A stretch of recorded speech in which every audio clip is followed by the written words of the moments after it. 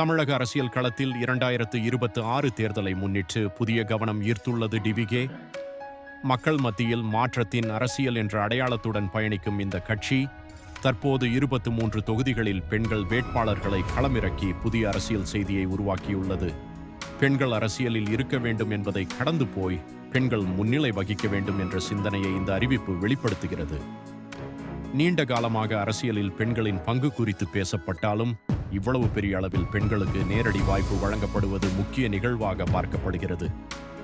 அந்த 23 தொகுதிகள் குன்னம், கவுண்டம்பாளையம், பல்லாவரம், மதுராந்தகம், ராணிப்பேட்டை, பாப்பிரெட்டிப்பட்டி, கெங்கவல்லி, ஏற்காடு, தாராபுரம், பவானிசாகர், அவினாசி, திருவிக நகர், குமாரபாளையம், திருப்பூர் வடக்கு, திருமயம், சிவகங்கை, முதுகுளத்தூர், சிவகாசி, ராஜபாளையம், வாசுதேவநல்லூர், ஆத்தூர், வேடசந்தூர், குடியாத்தம். இந்த பட்டியல் வெறும் பெயர்களின் பட்டியல் அல்ல.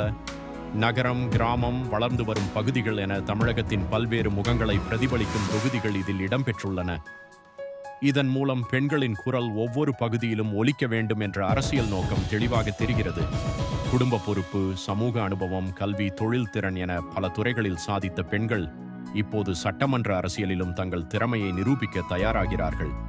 இது இளம் தலைமுறைக்கும் ஒரு புதிய நம்பிக்கையை தருகிறது. 2026 தேர்தல் முடிவுகள் எப்படி இருக்கும் என்பது பின்னர் தெரியும். ஆனால் இன்று சொல்லக்கூடிய ஒரு உண்மை என்னவென்றால், பெண்கள் அரசியலின் மையத்தில் நிற்கும் காலம் வந்துவிட்டது. இந்த 23 பெண்கள் வேட்பாளர்கள் வெற்றி பெறுவார்களா, புதிய வரலாறு படைப்பார்களா என்பதை மக்கள்தான் முடிவு செய்ய போகிறார்கள். ஆனால் ஒரு விஷயம் உறுதி, தமிழக அரசியலில் பெண்களின் சக்தி இனி மேலும் வலிமையாக பேசப்படும்.